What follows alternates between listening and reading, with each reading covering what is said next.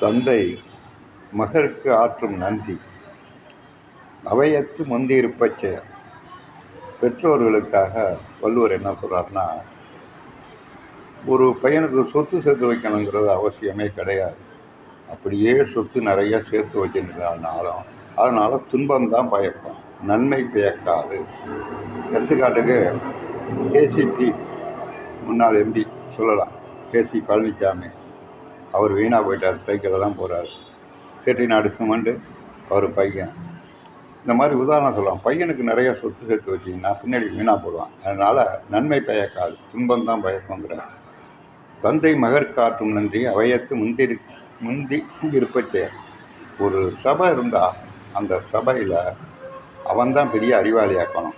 அந்த அளவுக்கு கல்வியை நீ சொல்லிக் கொடுக்கணும். அதுதான் ஒரு தகப்பனுக்கு முக்கியமான வேலை. இதை பெற்றோர்கள் புரிந்து கொள்ள வேண்டும்.